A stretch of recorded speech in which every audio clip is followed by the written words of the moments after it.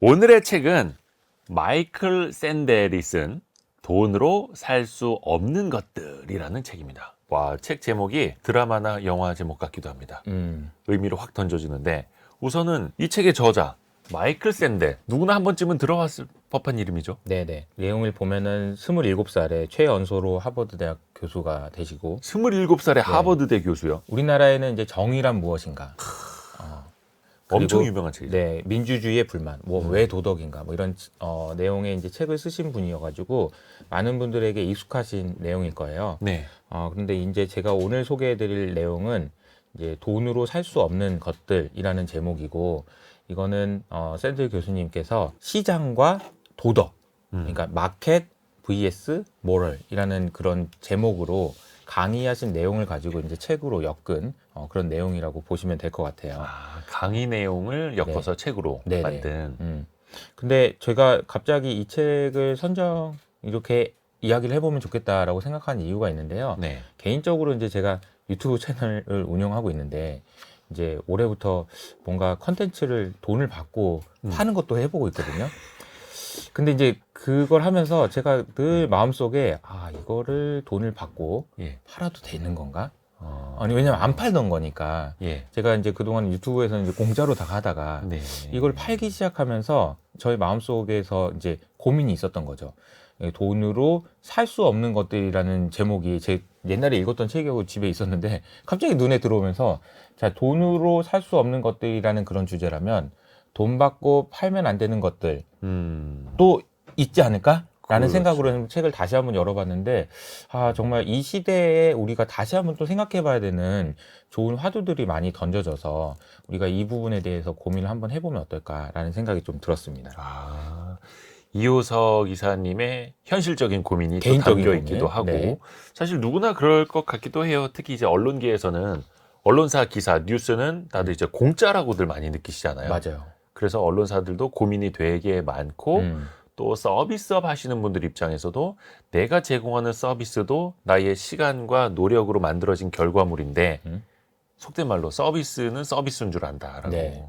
서비스는 공짜라는 뜻으로 우리가 그렇죠. 잘못 해석을 하기도 하지 않습니까? 네. 원래는 공짜였던 것이 돈을 받는다고 하면은 일단 기분부터 상하고, 네. 그럼 그 과정에서 어떤 거는 돈을 받고 팔아도 되고 어떤 거는 돈을 주고 사도 안 되고 이런 것들이 있을 거란 말이에요. 네. 근데 그 부분을 이 책에서 굉장히 다양한 예를 가지고 이거는 되겠니? 이거는 안 되겠니? 이러면서 이제 질문을 던지는데요. 그 질문에 대해서 고민을 해보면서 이제 샌들 교수님이 뒤에도 말씀드리겠지만 크게 두 가지의 키워드로 이 기준으로 한번 생각해 보는 게 어때? 라고 이야기를 했는데, 그 키워드가 불평등을 심화시키거나 부패한 것은 하지 않아야 된다라는 이 두 가지의 키워드를 제시하세요. 그래서 그 내용에 가기 위해서 이제 왜 지금 이 이야기가 필요한 건지에 대한 설명을 좀 드려야 될 것 같아요. 네. 좋습니다. 근데 이 책이, 근데 마이클 샌델 교수 하면은 정의란 무엇인가, 그 책을 빼놓을 수가 없고, 사실 이 돈으로 살 수 없는 것들은 정의란 무엇인가가 나온 다음에 나온 책인 거죠. 네. 근데 이게 2012년에 출간된 겁니다. 그러니까 지금 10년도 넘었죠. 그러네요. 그리고 이제 10년도 넘은 상황에서 이 책을 왜 들고 왔냐 이런 생각이 드실 수가 있는데, 2012년 당시만 해도 어떤 이야기들이 많았냐면, 도대체 2008년 금융위기는 왜 나온 거냐, 누구 잘못이냐, 이런 이야기들이 굉장히 많았고, 당시에 이제 많은 분들이 2008년 금융위기는 저 금융권에 있는, 저 월스트리트에 있는 저 탐욕스러운, 그냥 보기만 해도 그냥 탐욕이 줄줄 떨어지는 저 사람들의 탐욕 때문이다라는 의견들이 굉장히 많았어요. 근데 샌들 교수님은 그게 아니라는 이야기를 하신 거죠. 자, 왜 그런 얘기를 하셨냐면은 배경이 이런 겁니다. 자, 자본주의 시대에는 인간의 이기심을 활용해서, 즉 다시 말하면은 너 돈 벌고 싶으면 더 열심히 하면 돈 벌 수 있어.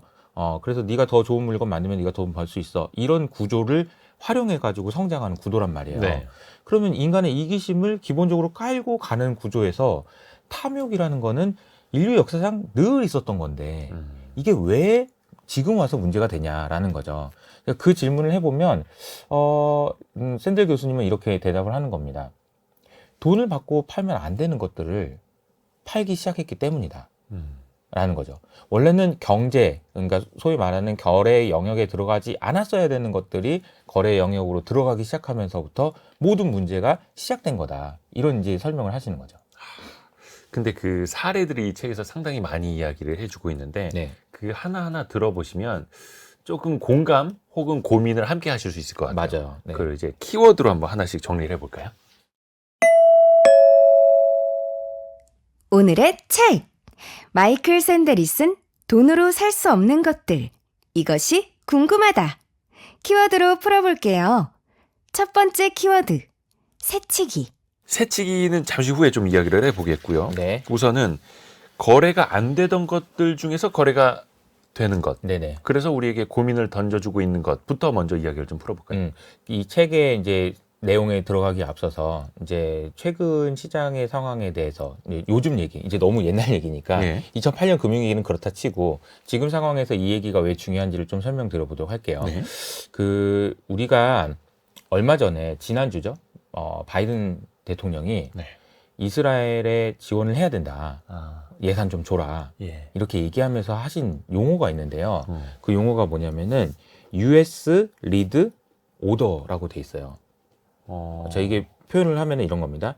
미국이 주도하는 질서. 이렇게 돼 있는 거죠.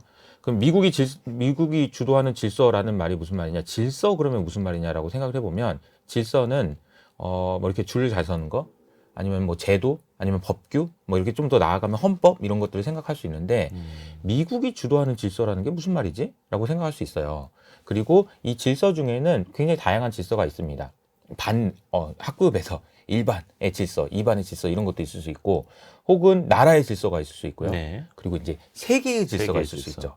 있죠. 그러면 세계의 질서는 누가 만든 거냐라고 생각해 보면 세계 대전이 일어나고 세계 대전에서 이긴 사람, 이긴 나라, 그 미국이죠. 미국이 1945년부터 만들어낸 질서, 소위 말하는 이제 브레튼 우즈라고 하죠.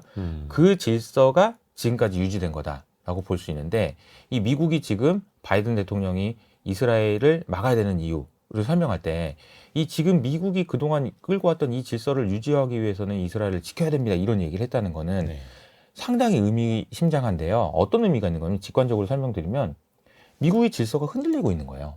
1945년부터 만들어둔 이 미국의 질서가 흔들리고 있는 거다라고 설명할 수 있고, 어떻게 보면 거기서 가장 큰 스크래치가 났던 게 2008년 금융위기고 지금 현재도 그런 상황이다라고 이해하실 수가 있는 겁니다. 근데 여기서 이제 제가 좀 더 다른 이야기를 꺼냈지만, 그럼 미국의 질서 하에서 어떤 일들이 일어났는지 한 가지만 말씀드리면, 세계화가 진행됐잖아요. 네. 이 세계화라는 거는 다른 말로 하면은 무역이 엄청나게 많이 됐다라는 이야기예요. 그렇죠. 잘 생각해보면 말이 안 돼요. 우리나라에서 쓰는 이 물건들 있잖아요. 이 물건들을, 이런 물건들, 플라스틱으로 만든 물건들, 이 플라스틱은 또 우리나라에서 만들고, 이 제품은 중국에서 만들고, 중국에서 만든 것도 우리나라에 가져오고, 이걸 뭐하러 이렇게 알고 있는 거지? 여기서 만들고 그래서 여기 팔지? 이런 생각할 수 있는데, 이것이 가능할 수 있었던 가장 큰 이유는 뭐냐면은, 컨테이너 선 때문에 그랬어요. 네. 왜냐하면 컨테이너 선 때문에 이 물건들이 이동하는데 비용이 너무나도 많이 낮아진 거죠. 이 비용이 너무나도 많이 낮아지다 보니까 뭐가 일어나냐면 거래가 많이 일어나게 되고, 네. 이 거래가 활성화되게 되면서 세계가 계속해서 더 싸게 만드는 물건들에게 수혜를 주고 혜택을 주고 이런 구조로 성장하는, 소위 말하는 이제 자유무역이라는 형태가 미국이 주도하는 경제, 미국이 주도하는 질서의 핵심 중에 하나였는데, 요즘에 이 부분이 많이 흔들리고 있는 거거든요. 저는 그래서 이제 막 많은 분들이 얘기를 들으셨을 때 세계화가 이제는 끝났다, 이런 이야기도 많이 들어보셨을 텐데, 제가 생각할 때는 이 세계화가, 다른 세계화가 시작되고 있는 것 같아요. 제2의 컨테이너가 지금 나온 것 같아요. 제 생각에는 그게 AI라고 생각하는데, 제2의 컨테이너. 제2의 표현 컨테이너. 좋네요. 제2의 컨테이너는 AI다. 제가 지난주에 보고 깜짝 놀랐던 유튜브 영상이 하나 있는데, 이 영상은 뭐냐면은 AI가 요즘 어디까지 왔냐면은, 제가 이제 영상을 이렇게 만들잖아요. 제가 이렇게 말을 해요. 네. 이 AI가 바꿔줍니다. 아, 영어를 말하는 것처럼. 입 모양까지 바꿔주고 영어로 완전히 통역해줘요. 목소리까지요? 목소리까지. 이효석 이사의 톤으로 네. 목소리까지 바꿔서 영어로 바꾸고, 영어로 실시간으로. 영어뿐만 아니라 아랍어로도 바꿔줍니다. 일본어로 바꿔주고요. 자, 그러면은 이게 어떤 일이 생기냐면요. 과거에 이제 이 물건이 중국 갔다가 오는 게 뭐가 이렇게 말도 안 돼. 컨테이너 때문에 가능했다라고 얘기했잖아요. 지금부터는요, 사실은 굉장히 많은 컨텐츠들이나 아니면 무형의 무엇인가 있잖아요. AI로 만든 무엇인가가 거래가 되기 시작하는데 이 거래의 장벽이 현저하게 낮아질 거고 그러네요. 우리나라에서 미국으로, 미국에서 우리나라 이거 수도 없이 많이 진행될 거라는 얘기죠. 그러면 제가 다시 이제 돈으로 할 수 없는 것들로 다시 돌아와 보면 제가 이 설명을 드린 이유는 이거예요. 경제가 성장하기 위해서는 거래가 많이 일어나야 됩니다. 근데 거래가 많이 일어나는 방법은 두 가지가 있어요. 첫 번째는 하던 거래를 더 많이 하는 거예요. 두 번째는 안 하던 거래를 하면 됩니다. 네. 안 하던 거래를 한다라는 것에서 반드시 이 고민이 필요한 거예요. 안 하던 거래거든요. 예를 들어서 제가 소위 말해서 이제 컨텐츠를 판다. 이거 안 하던 거래였어요. 네. 그리고 이제 iOS 애플이 나왔을 때 앱에다가 뭔가를 결제를 한다. 이거 안 하던 거래였어요. 그렇죠. 앞으로 AI가 무엇인가 나를 위해서 대신해 준다라고 할 때 안 하던 거래일 겁니다. 분명히 AI가 이런 걸 해줄 때 나는 거기에 돈을 얼마나 내야 되는지, 이 돈을 내야 되는 것이 타당한 건지 이런 것들을 계속해서 거래할 텐데 분명히 안 하던 거래예요. 그렇죠. 챗 GPT를 이제 막 돈을 주고 쓰시는 분들이 생겨나고 있는데 나중에 내 얼굴을 이효서 기사로 바꾸고 그렇죠. 내 얼굴을 원빈 얼굴로 바꿔서 영어로 샬라샬라 하는 것처럼 하는 거에 과연 비용을 낼 것인가? 맞아요. 그러니까 수도 없이 많은 새로운 거래들이 일어날 거고 이 거래들이 과연 시장에 들어왔을 때 우리가 어떤 기준으로 판단해야 되냐. 이게 뒤에도 여러 가지 예들이 나오는데 그 기준에 대해서 우리가 미리 고민해 놓지 않으면 나중에 야 이것도 거래하다 보니까 이게 뭐야 이게 왜 이렇게 돼버렸어 이런 얘기를 할 수 있고 2008년 금융위기가 아니더라도 또 다른 위기의 문제가 될 수 있다라는 생각에서 이 부분을 고민해보는 것이 너무 중요하다라는 생각이 들었습니다. 그래서 그렇게 거래를 하지 않았던 것, 과연 이것까지 우리가 돈 주고 사고 팔아도 되나 싶은 걸 미리미리 사회적으로 고민을 함께 해봐야 된다라는 취지 좋습니다. 네. 방금 그 키워드로 들었던 새치기부터 네. 좀 같이 고민을 해봐야 되겠습니다. 근데 이게 표현이 새치기 하니까 좀 부정적으로 보이기는 하는데 요즘에는 새치기도 돈을 조금 더 주면 합법적으로 할 수가 있죠. 네. 대표적인 게 뭐 생각나세요? 새치기를 돈 주고 사는 거. 아빠 입장에서 네. 놀이공원. 그렇죠. 아, 놀이공원에서는 매직 패스 이거 하면 예. 그러니까 저는 이제 저희 딸한테 이제 자본주의가 이런 거야라는 것을 예. 가장 쉽게 설명해 주는 게 새치기가 아닌가 싶어요. 이 매직 패스, 뭐 퀵 패스라고도 하는. 줄을 서서 기다리면 1시간을 기다리고 힘들고 지루하고 이러는데 돈만 더 내면 쓱 가는 거죠. 가는 길에 또 사람들이 또 얼마나 부러워합니까? 쟤는 또 부럽다. 그 부러워함을 이제 몸소 느끼면서 이제 가는 거죠. 근데 아빠 왜 이게 가능한 거야? 돈을 내면 돼. 그래 돈이 그렇게 좋은 거야? 이렇게 생각할 수 있게 되는. 이제 어떻게 보면 이 새치기라는 것이 우리 이제 사회에서 가장 쉽게 접할 수 있는 돈으로 사도 되는 건가? 안 되는 건가? 라는 그 기준이 아닌가 싶어요. 재밌는 거는 제가 찾아보다 보니까 샌들 교수님이 예를 들어서 비슷한 게 이런 거 있잖아요. 네. 그 항공권 중에서 이코노미냐 비즈니스냐. 이것도 돈을 내면은 예. 다리 쭉 뻗고 쉬어서 갈 수 있고 돈을 못 내면 이러고 있어야 되는 거고. 그렇죠. 거의 뭐 12시간 비행도 그쵸. 3등석에 앉아서 힘들죠. 그리고 이제 거기 지나갈 때마다 너무 부러운 마음이 들잖아요. 저 사람들은 저기 다리 뻗고 있네. 그 솔직히 앞에 잘 지나갈 수도 없죠. 그렇죠. 잘 지나가기도 못하죠 또. 그렇게 하죠. 어허. 그래서 샌들 교수님은 이거를 사시나 안 사시나 비행기 타고 오가실 때 이코노미를 타시나 비즈니스 타시나 혹시 누가 물어봤을까요? 누가 물어봐서 그 질문을 대답한 걸 제가 들었는데 타신다고 하더라고요. 그러니까 이제 그 교수님 정도 되면. 네. 물론 이제 타시는 게 또 당연한 것 같기도 하고 안 되는 것 같기도 하고 그러면은 이 새치기라는 걸 기준으로 놓고 봤을 때 우리가 이거는 왜 안 된다고 하고 뭔가 느낌이 이상하고 기분이 나쁘고 그런데 무엇 때문에 기분이 나쁘고 어떤 거는 괜찮은 건지 이런 생각을 좀 해볼 수가 있어요. 근데 제가 주변에 이거 매직 패스 이거 괜찮냐라고 물어보면 한 10이면 9 정도는 이제 괜찮다고 하시는 것 같거든요. 괜찮다고 하는 논리가 있어요. 어떤 논리? 왜 괜찮다고 하냐면은 아니 일단 돈을 내고 그 자기 돈을 낸 사람도 만족하고 그리고 그걸 판 사람도 만족하니 괜찮은 거 아니냐. 근데 이거는 경제적인 사정에 따라서 좀 의견이 갈릴 것 같아요. 맞아요. 그거를 물론 다 능히 지불할 수 있는 사람이면 뭐 돈 있는 사람이 좀 빨리 가겠다는데 어때? 근데 그렇지 않은 편에서 보면은 저거는 너무 자본주의에 물들었고 심지어 어린아이들한테까지도 그거를 물들이는 것 아닙니까? 라고 하실 것 같은데요. 맞아요. 그러니까 돈으로 살 수 있는 것들이 어디까지가 가능한 것인지에 대한 그 설명을 하기 위해서 샌들 교수님이 얘기한 게 이제 불평등이에요. 불평등. 여기서 이제 불평등이 이 세칙이라는 것 때문에 심화되느냐, 그렇지 않느냐가 너무 중요하다라는 이야기인데요. 이걸 이렇게 설명할 수 있습니다. 자, 보시면은 괜찮다, 매직 패스 괜찮아라고 이야기하시는 분의 논리는 공리주의라는 개념이 들어가 있어요. 너도 좋고 나도 좋으니 다 좋은 거 아니냐라는 거예요. 그리고 전체 공공선이라고 그러니까 전체의 효용이라고 하죠. 우리 사회의 그 효용이 다 올라간다. 효용이 높아진다. 효용이 높아진다. 그러니까 이게 무슨 얘기냐면요. 이 이야기가 설득력이 있고 의미가 있기 위해서는 반드시 이 가정이 들어가야 된다. 어떤 가정이 들어가야 되냐면요. 돈을 지불하려는 의사와 내가 시간을 아껴서라도 놀이기구를 많이 타려고 하고 싶어하는 욕구가 비례한다라는 가정이 있어야 돼요. 네네. 내가 정말 네가 정말 타고 싶으면 돈을 더 내. 네. 라는 것이 비례한다라는 가정이면은 이 부분이 다 효용이 더 높아지는 겁니다. 왜냐하면은 빨리 정말 타고 싶은 사람 먼저 태워주는 것이 그냥 뭐 굳이 안 타도 되는 사람까지 태워주는 것보다는 훨씬 더 우리 사회의 효용을 높이는 데 도움이 될 거기 때문이죠.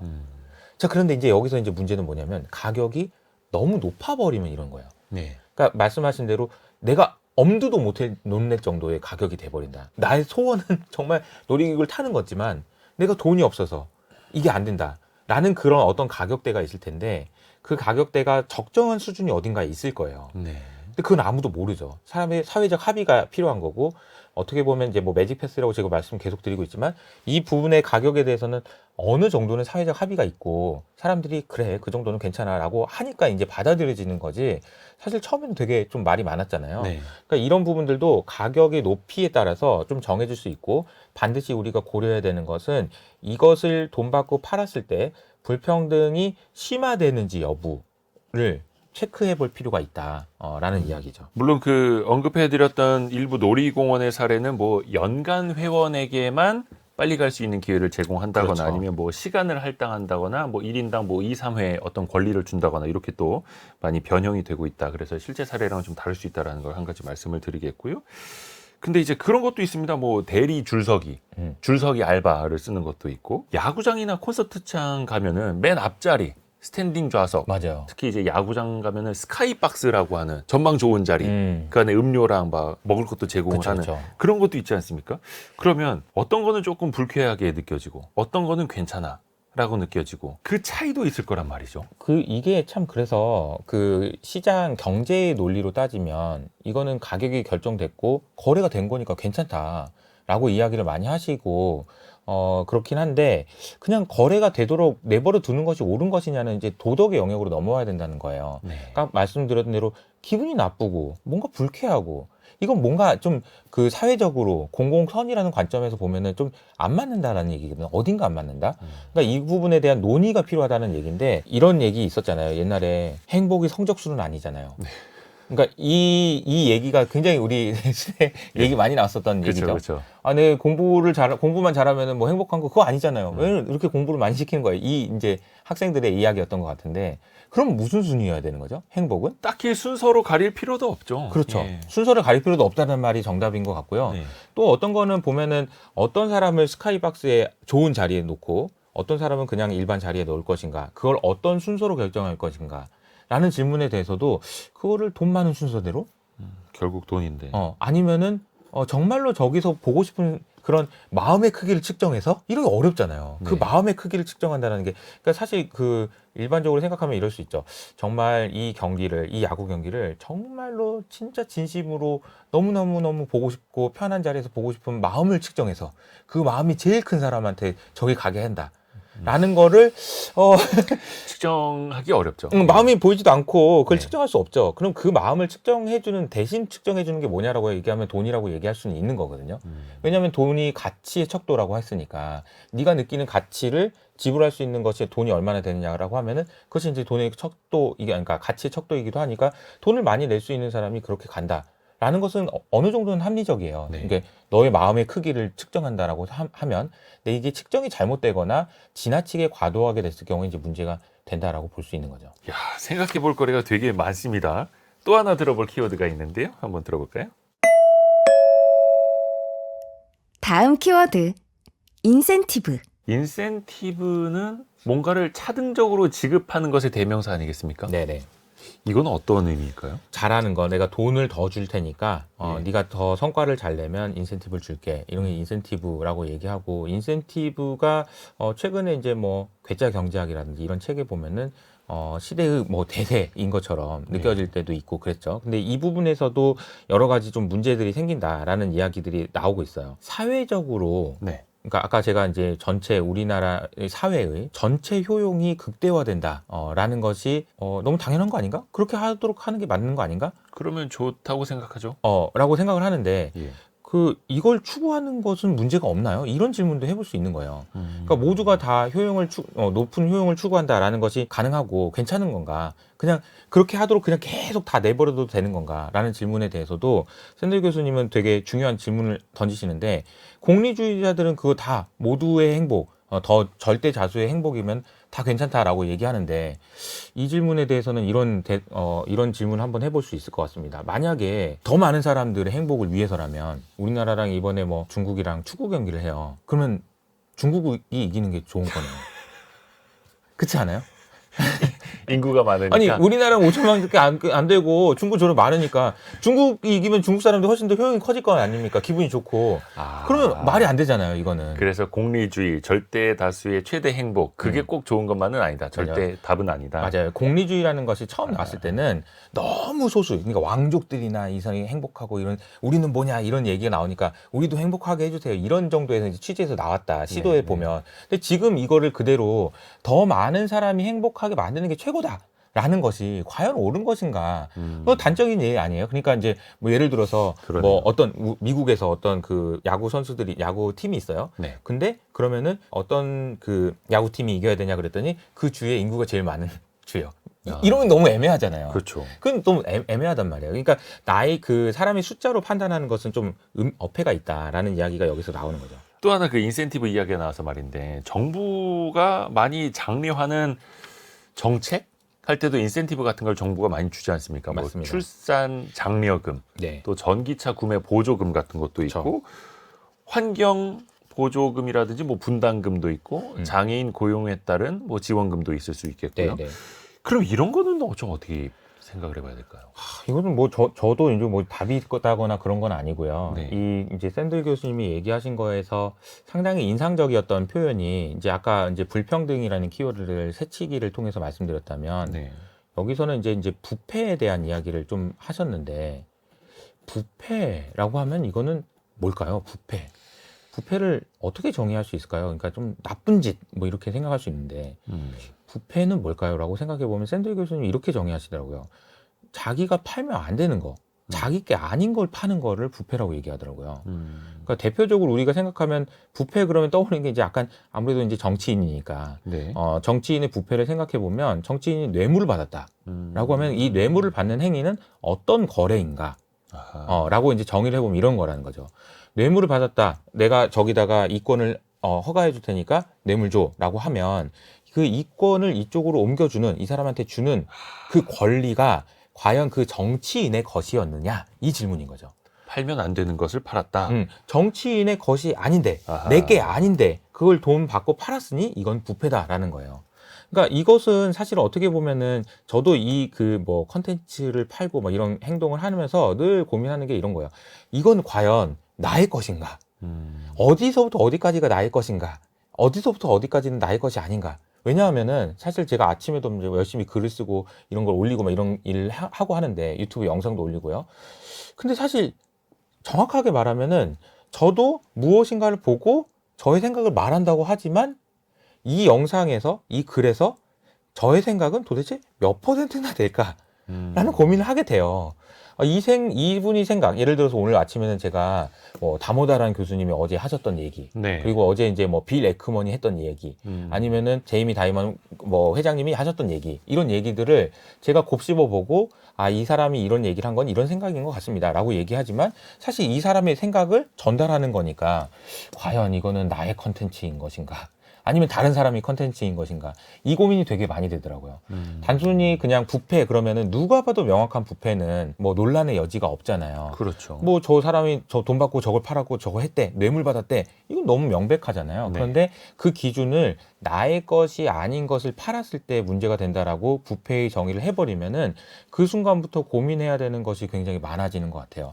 그래서 이 기준이 좀 더 타이트하게 나는 좀 더 내 것만 팔 거야라고 하면은 또 어떻게 보면 시장성을 잃게 되고 도태될 수밖에 없을 거고요. 어느 정도 타협을 하게 되면 좀 더 많은 사람들이 찾게 되고 성공할 수 있을 거고요. 그 중간에서 어느 지점에서 판단을 해야 되느냐 이것도 굉장히 좀 중요한 문제가 아닌가 싶습니다. 그게 사실 예전에는 책에서도 어떤 작가들은 남의 거 베끼기도 많이 했었고 논문도 마찬가지로 그런 맞아요. 문제도 많이 있었고 표절 논란인 거죠. 또 어떤 책을 보면은 또 인용을 많이 해서 그 뒤에 출처 있죠. 인용한 것들. 주석이 거의 뭐 몇십 장? 네. 그것만 해도 한 100장 이렇게 되는 책들도 있는 거고요. 그리고 또 영상의 시대가 되면서 사람들에게는 조금 더 밀접하게 막 맞아요. 와닿는 것 같아요. 더 이게 또 그리고 골라내기가 또 어려워요. 묘하게 바꾸고 그리고 또 글 같은 경우에는 어떻게 할 수 있는데 영상은 다 볼 수도 없잖아. 체크하기도 어렵고 진짜 어려운 부분이 있는 것 같아요. 인센티브 이야기가 나왔었는데 그래도 요거를 좀 긍정적으로 활용하는 것들이 뭐 회사에서 성과급을 주면서 그렇죠. 성과를 더 높이도록 하는 것, 또 학교에서도 장학금을 주면서 공부 잘하는 학생을 제대로 좀 육성하려고 하는 것들, 이런 거는 좀 긍정적으로 활용하는 것 아닐까요? 긍정적으로 활동을 유지할 수 있을 것 같고요. 네. 그러니까 그런 부분들이 사실 어떻게 보면 사람들에게 동기부여를 할 수 있는 부분이 있는 거죠. 내가 하는 행위에 대해서, 내가 추가적으로 한 행위에 대해서 그 부분에 대한 보상을 돈으로 받는다. 라는 것을 너무 당당하게 생각하고 그 좋아하고 그러면은 문제가 없을 것 같은데 네. 또 이것도 좀 문제가 될 수 있는 소지가 있다라고 이야기하는 부분도 있는 게 예를 들어서 제가 어느 나라인지 기억이 안 나는데 스웨덴인가 이제 북유럽 어느 나라에서 네. 뭐 핵 폐기물인지 폐기물을 그 동네에다가 지원해주겠다 이런 그러니까 짓겠다라고 얘기하니까 그 동네 주민이 그래 어딘가에는 필요하니까 폐기물 처리장. 폐기물 처리장 들어오세요라고 얘기했는데 정부에서 폐기물 처리장이 이렇게 들어왔으니까 고맙다. 예. 고맙다라고도 하고 미안하니까 예. 보상금을 좀 주겠다라고 얘기하니까 갑자기 이 사람들이 돌변해가지고 나 반대한다. 나는 우리 동네에 이렇게 하도록 만든 이유가 우리나라를 위해서 필요하다고 생각해서 그냥 선의로 한 건데 그걸 네가 그걸 돈으로 매겨가지고 돈을 주냐? 그럼 난 싫어. 이렇게 얘기를 해버린 거예요. 우리나라에서는 좀 이해가 안 되는 부분이긴 제가 해요. 알고 있는 상식과는 너무 반대되는 이야기여서. 그런가요? 우리나라는 일단 반대 많이 하고 그래서 인센티브 많이 주고 공원도 지어주고 막 인프라도 투자해주고 보상금도 많이 주면서 또 그 받는 걸 당연시 또 하잖아요. 네. 그 북유럽 사례는 너무 의외인데요. 근데 이것도 의외일 수 있는데 그 부분이 사실은 사람들에 따라서 또 느끼는 감정이 다른 거예요. 내가 하는 행동은 그냥 나는 이거 좋아서 한 거고 나는 돈 받고 하려고 한 게 아니야. 나는 돈 받고 하는 순간 나는 이 고결함을 낮추는 것 같아서 싫어라고 그러네. 얘기할 수도 있는 거예요. 내가 예를 들어서 어떤 봉사활동을 했어요. 봉사활동을 하고 나서 누가 돈을 줬어. 아니야, 나 돈 받는 거 아니야. 너 돈을 줌으로써 나의 봉사활동을 하는 그 마음을 훼손시키지 마. 라고 이야기하시는 분도 있는 것 같아요. 뭐 주변에 많이 없을 수도 있습니다, 여러분 주변에는. 근데 그런 식으로 이게 이제 인센티브를 준다는 것이 반드시 좋은 거냐라는 것은 고민을 해볼 필요가 있다라는 거예요. 그리고 사실 이 인센티브 제도라는 것의 이제 가장 큰 문제는 제가 생각할 때는 이 회사든 어떤 조직이든 인센티브를 주면서 계속 성장할 때는 아무 문제가 없어요. 근데 이 성장이 멈출 때 항상 문제가 됩니다. 받던 거 못 받으니까. 네, 받다가 못 받으니까 이것이 그러니까 늘 주던 걸 안 주면 문제가 되잖아요. 그러니까 거기서도 이제 좀 문제가 되는 것 같아요. 항상 주던 거 뺐던 것과 주던 거 안 주는 거 거기서부터 또 문제가 생기기도 하고요. 그러면 이걸 어떻게 활용을 해야 될까? 우리가 흔히들 자녀들에게 착한 일하고 좋은 일 하면은 용돈을 더 주는 방식으로 이것도 일종의 인센티브인데 또 길들이는 방식에 대해서는 또 저마다 비판이 있을 수도 있겠고요. 이 인센티브는 어떻게 활용을 하는 게 좋을까요? 제가 이제 이 부분도 앞서 말씀드린 대로 어떤 그 돈이라는 것의 속성이 가치의 척도라고 했고 예. 그러면 우리 아이에게 예를 들어서 저희 딸에게 책을 한 권 읽으면 5,000원씩 줄게 라고 얘기했다라고 합시다. 그러면 책을 한 권 읽을 때마다 5,000원이 생기니까 우리 아이 입장에서는 인센티브가 되는 거죠. 그럼 책을 더 많이 읽으면 더 좋은 걸 거고요. 그런데 여기서의 문제는 이거예요. 그 책을 한 권 읽었을 때 아이가 느낄 수 있는 가치, 이 가치를 5,000원이라는 그 숫자로 막아버리는 거 아닐까? 혹은 이것보다 훨씬 더 큰 가치가 있는 거를 이 아이는 이 책 한 권은 5,000원이라는 가치 안에 묶어 놓을 수도 있는 그럴 거거든요. 수도 있죠. 그 한계가 제한적이라는 거예요. 그러니까 물론 동기를 부여한다라는 측면에서 약간의 어떤 뭐 돈이 됐든 어떤 다른 인센티브가 됐든 뭐 저희 딸은 이제 뭐 이런 거를 하거든요. 저희 딸 같은 경우는 이제 개인적인 이야기이긴 하지만 자, 숙제를 여기까지 끝내면 영화를 보게 해줄게. 이런 식으로 네가 정말 하고 싶은 걸 하게 해줄게.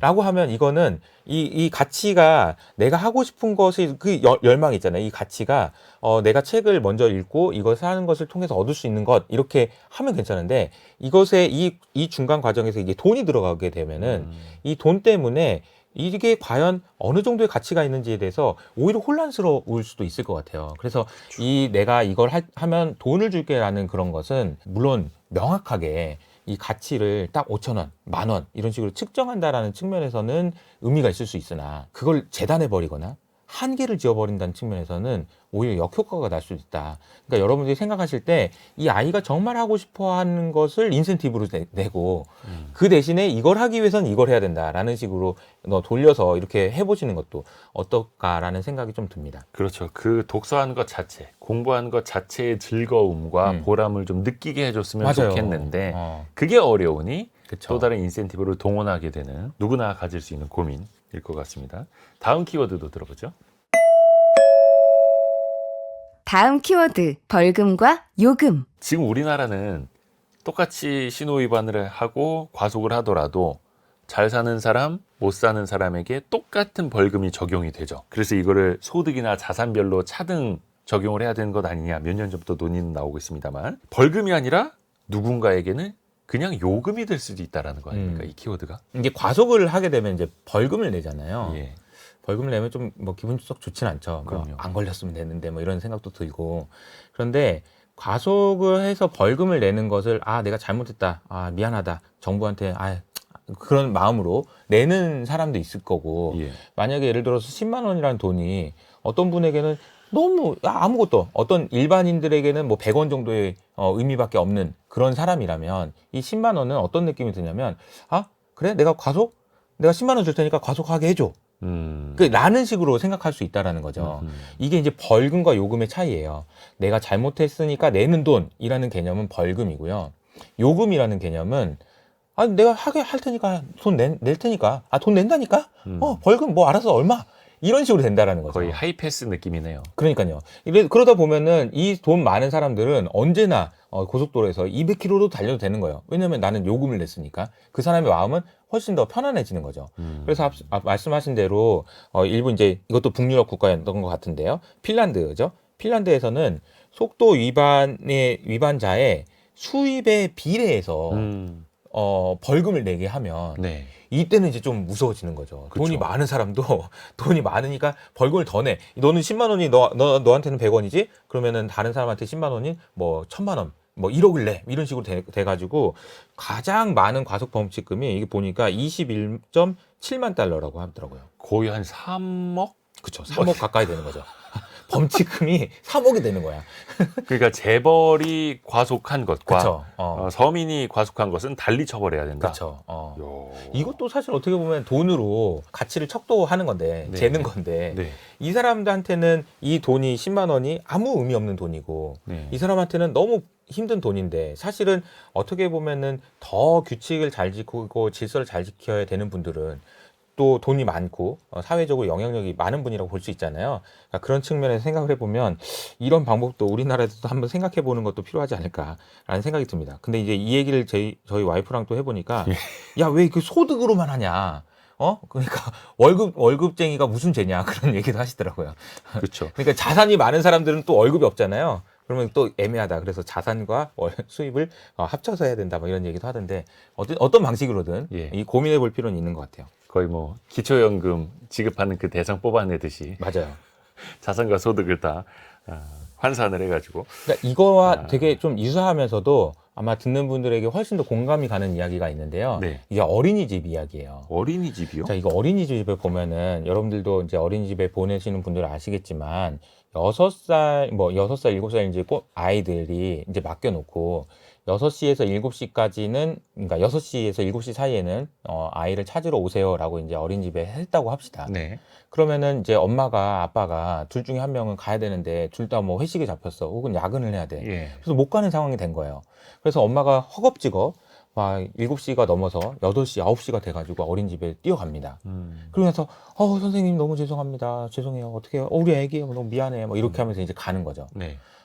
그런데 너무 이런 일들이 잦아지다 보니까 예. 어린이집에서 이런 결단을 내려요. 안 되겠습니다. 어머님들, 아버님들. 8시 이후에 오시게 되면요. 좀 벌금을 내셔야 될 것 같아요. 저희가 어떻게, 선생님들이 계속 늦게까지 있을 수는 없잖아요. 그렇죠. 퇴근도 하셔야 되는데. 네. 그러니까 늦으시는 분들은 좀 벌금을 내세요. 라고 얘기하니까 어떻게 됐을까요? 더 늦게 오시는 분이 많아졌을까요? 줄어들었을까요? 아, 글쎄요. 많아졌습니다. 더 많아졌다고요? 훨씬 많아졌다고 해요. 오히려 벌금을 내는 게 덜 미안해지고 그쵸. 일종의 요금이라고 생각을 한 거네요. 맞아요. 우리 아이 더 봐주는 요금. 맞아요. 나는 돈 냈으니까 그러니까 그때 늦게 아이를 찾으러 갈 때 마음이 엄청나게 떳떳하게 되는 겁니다. 아. 난 돈 냈으니까 당당하게 아야 뭐 이렇게 선생님한테도 미안하다는 생각이 전혀 없죠. 왜 돈을 냈으니까. 그래서 이게 이제 이런 그 구조라는 거예요. 이제 벌금과 요금. 이게 돈이라는 것을 통해서 거래가 일어나는 순간 사람들의 마음은 달라진다라는 거예요. 뭐 예를 들어서 저도 이제 유튜브 채널을 운영하고 있지만 유튜브에서 이제 공짜로 보던 것을 만약에 돈을 내라고 하는 순간 어떻게 되냐면 나는 돈을 냈으니까 당당하게 내가 이런 요구를 한다라고 이야기할 수 있는 권리가 소비자들에게 있는 거고 또 돈을 받은 입장에서는 그거를 해줘야 되는 의무가 생기는 거고요. 예. 그러니까 어떻게 보면 이 거래라는 것이 일어날 때 사람들의 마음에 어떤 변화들이 일어나는지도 이 책에서 굉장히 좀 재미있는 얘기들이 좀 많았던 것 같아요. 그러니까 인간의 속성도 좀 이해를 해야 된다. 그러면 이 벌금이 누군가에게는 요금처럼 되지 않게 하려면 어떻게 해야 될까요? 앞에서 얘기한 것처럼 벌금을 확 높여버려야 되는 건지. 네. 이것도 뭐 답이 이게 샌델 교수님의 그 책은 읽어보시면 알겠지만 교수님이 답을 주진 않아요. 이게 그렇죠. 이거다. 항상 이분이 답을 안 주더라고요. 질문만 던져요. 질문만. 그럼 네가 알아서 생각해 보라는 거예요. 그래서 이거 생각해 봤는데 저도 답이 없어요. 저 어떻게 하는 게 좋을까요? 네. 모르겠습니다. 앞서 말씀드린 대로 범칙금을 소득에 의해서 비례해서 주는 것이 정답일까? 또 그것만이 정답일까라고 생각하면 그것도 아닌 것 같고 사람들의 마음이 이제 어린이집에 오는 사람한테 벌금을 주라고 할까? 어떻게 해야 될까? 이거 생각을 해보면 그런데 이제 저는 이런 생각은 좀 들어요. 이런 고민을 한번 해보는 것이 앞서 서두에 말씀드린 것처럼 앞으로는 굉장히 많은 우리가 한 번도 거래해보지 않았던 것들을 거래하게 될 텐데 그 거래가 일어나는 과정에서 그러니까 고민을 해볼 수 있는 그런 시작점은 제공하는 것이 아닌가라는 생각이 듭니다. 뭐 저라고 해서 무슨 뭐 정책을 하는 사람도 아니고 뭐 경제학 전공도 아니고 이 부분을 대답해드릴 수는 없지만 어쨌든 화두는 던져드릴 수 있는 것 같다라는 생각이 좀 들어요. 아, 참 고민해 볼 지점이 많습니다. 다음 키워드 역시 그럴 것 같은데요. 들어볼까요? 다음 키워드는 앞으로 사고 팔게 될 것들. 우선은 현재 이야기부터 해볼까요? 네. 최근. 그러면 2023년 현재를 살고 있는 이 시대에서 지금 우리가 사고 파는 것 중에 가장 문제가 되는 것 어떤 걸 꼽아볼 수 있을까요? 신뢰. 신뢰를 파는 것. 어떤 방식으로 그러니까 신뢰를 판다라는 말에 무슨 말이냐면요. 그러니까 이제 우리가 사고 파는 것은 이제 거래라고 보면 우리가 생각할 수 있는 가장 쉬운 거래는 편의점 가서 물건 사는 거. 그러니까 이제 물건을 산다라는 건 돈을 지불하고 돈이 먼저 가죠. 그리고 재화가 오죠. 네. 아이스크림, 과자 이런 게 오는 거죠. 네. 눈에 보이는 무엇인가가 와요. 혹은 보이지 않는 무엇인가 올 때도 있습니다. 컨텐츠가 됐든지 아니면 서비스가 됐든지 이런 거 올 때가 있어요. 네. 근데 오지도 않았는데 돈을 주는 경우가 있어요. 그게 뭐냐면 신뢰를 사는 거거든요. 이 신뢰를 사는 게 대표적인 게 그런 거예요. 채권. 돈 갚으실 거죠? 종이 써주니까 돈을 주는 거예요. 주식? 나중에 우리가 잘 되면, 우리 회사가 잘 되면 당신도 돈을 벌게 될 거예요. 라는 종이를 돈 주고 사는 거예요. 네. 뭘 받질 않아요. 재화도 안 받고 서비스도 받지 않습니다. 그냥 먼저 돈을 주는 거예요. 이거는 믿기 때문에 주는 거예요. 믿기 때문에. 신뢰인 거죠. 이게 이제 사실 어떻게 보면 미국이 리드한 그동안의 질서의 가장 핵심적인 것 중에 하나입니다. 그런데 올해 우리 경제 환경이나 투자하시는 분들은 여러 가지 많이 느끼셨겠지만 제가 생각할 때 이 신뢰를 팔아서 문제가 되는 게 있습니다. 그게 뭐냐면 미국 정부가 나 믿지? 돈 좀 빌려줘. 라는 게 지금 문제가 되고 있는 거거든요. 채권, 국채. 국채인 거죠. 네. 미국 정부가 이렇게 얘기하는 겁니다. 이도 기자님, 제가 시장에 어디 가봐요. 은행에 가봐. 어디 5% 주는 데 있어? 내가 2년만 빌려주면 5% 줄게. 이렇게 얘기하는 거예요. 그게 신뢰인 거죠. 설마 우리 정부가 망하겠어? 막 이런 거. 미국이 망하겠냐? 예. 미국이 망하겠어? 이거 이제 믿고 이제 파는 건데, 그렇죠. 자세히 보시면은 우리가 이제 10월이니까 올해도 이제 거의 끝나가는데, 올해 사건, 사고들을 이렇게 쭉 정리해 보면, 3월 달에 SVB 은행이라는 네. 미국의 은행이 세상에 21세기에 뱅크런이 납니다. 사람들이 거기서 줄 서가지고 돈을 찾아요. 그런 일이 있었죠. 두 번째로 5월 달에는 미국의 부채 한도라고 해서 미국이 부채 한도를 정해놓고 그 이상 국채를 발행하지 않겠다고 약속했는데 그 약속을 어겨버려요. 그래서 부채 한도 문제가 이슈가 생기니까 뭐 피치라는 신용평가사에서는 미국의 신용 등급도 내려버립니다. 이런 일들이 생기는 게 5월 달에 있었고요. 9월 달에는요. 예산안이 또 문제가 됐는데요. 네. 미국 정부가 이제 돈을 써야 돼요. 근데 돈이 없어. 그래서 돈을 더 쓰겠다고 이제 정부에게 예산안을 올렸는데 국회에. 이건 아니지라고 얘기하면서 야, 우크라이나는 그만 돈 줘야지라고 얘기하면서 싸우고 이러다가 셧다운이 될 수도 있다라는 이야기 때문에 우리가 굉장히 많은 혼란이 예. 있었죠. 자, 근데 이 세 가지의 공통점이 있는데 앞서 말씀드린 미국 국채인 거예요. 왜? SVB 은행이 힘들어진 이유? 미국 국채를 투자했다가 여기서 손실이 나서 문제가 됐어요. 그리고 부채 한도 문제도 마찬가지입니다. 국채 좀 그만 찍어라는 거고요. 예산안 문제는 뭐냐면 그만 좀 돈 좀 써 이런 거예요. 네. 그러니까 지금 미국 정부에 대한 신뢰가 흔들리고 있는 것이 지금 현재 상황에서 우리가 투자를 하거나 이 세상을 바라볼 때 굉장히 중요한 팔고 있는데 지금 현재 팔고 있는데 아니 문제가 되고 우리가 과거에는 한 번도 이게 문제가 될 거라고 생각하지 않았던 것이 지금 문제가 되고 있는 그런 문제라고 보시면 될 것 같아요. 굉장히 상징적인 거네요. 미 국채. 엄청나게 상징적이죠. 전 세계에서 가장 신뢰를 크게 얻는 대상이기도 한데 네. 그걸로 인해서 파생되는 문제들이 또 어마어마하게 있는 거고요. 그래서 과거의 사례를 좀 보면요. 과거에도 미국이 비슷하게 이런 식의 어려움을 겪을 때가 있었어요. 네. 그때가 언제냐면은 1970년대 초반이었습니다. 그때는 이제 그 달러라는 것은 그 무엇이 백업을 해줬냐면요. 다시 말하면 달러를 가지고 있는 사람은 어떤 생각으로 이 달러를 가지고 있었냐면요. 뭘 믿고 달러를 갖고 있었느냐? 신뢰의 기반이 뭐였냐면요. 금이었어요. 금. 내가 이 달러를 가져가면 항상 금으로 바꿀 수 있다라는 신뢰. 그 신뢰에 기반해서 달러들이 돌아다녔거든요. 네. 근데 이게 신뢰가 깨진 거죠. 왜냐하면은 그때 당시에 이제 미국이 가지고 있던 금이 점점 줄어드는데 미국이 풀어놓은 달러는 너무 많으니까 네. 이 달러를 동시에 만약에 미국에 가서 금으로 바꿔달라고 얘기하는 순간 금 없는데? 미안해 이렇게 될 것 같다. 라는 눈치를 또 이제 빠른 사람은 다시 챌 거 아니에요? 그래서 네. 이제 유럽에 있는 국가들은 다 달러 내놔. 그러니까 금 내놔. 나도 내가 가져갈 거야. 너 금 없지? 너 빨리 줘. 이렇게 얘기하니까 1971년 8월이었죠. 네. 닉슨 당시 이제 미국의 대통령이 이렇게 얘기합니다. 금을 안 바꿔줄 건데? 이렇게 얘기한 거죠. 이제부터 금 본위제 폐지. 그렇죠. 근데 이제 사실 이제 대통령이라는 권위가 있기 때문에 예. 금으로 안 바꿔줄 건데? 이렇게 얘기하지 않았어요. 뭐라고 얘기했냐면요. 이렇게 얘기했습니다. 좀 고상한 얘기인데 이 얘기를 들어보시면 좀 느낌이 오실 거예요. 네. 한 나라의 화폐는 그 나라의 경제에 의해서 백업됩니다. 이렇게 표현합니다. 그러니까 우리가 지금 생각할 때는 너무 당연한 거죠. 그렇지. 그 나라의 돈, 그 나라의 돈의 가치는 그 나라의 그 경제에 의해서 결정되는 거 맞지. 근데 왜 이 말이 충격적이었냐면 그 전에는 이게 금이었거든. 금에 의해서 백업된다가 아니고 그 나라의 경제에 의해서 백업된다라고 얘기를 한 거예요. 그리고 나서 그 다음에 닉슨 대통령이 뭐라고 얘기했냐면 우리 미국은 전 세계에서 압도적인 경제 대국입니다라고 얘기한 거예요. 그러니까 야 금으로 안 바꿔줄 건데 그래도 달러는 믿어라. 우리는 경제야 이런 얘기를 한 거죠. 그렇죠. 그게 쇼크였던 거예요. 거의 이제 윽박지르듯이 한 윽박지르는 거죠. 예. 근데 제가 이제 좀 무서운 얘기를 좀 해드릴까요? 최근에도 이런 얘기가 나옵니다. 이게 무슨 얘기냐? 야, 그 국채에 대한 신뢰들이 많이 흔들리고 금리가 막 올라가고 막 이런 얘기들이 다 이런 얘기인데 얼마 전에 제가 말씀드린 대로 부채 한도 문제가 5월 달에 해결되고 나서 네. 피치가 미국의 신용 등급을 강등시키니까 예.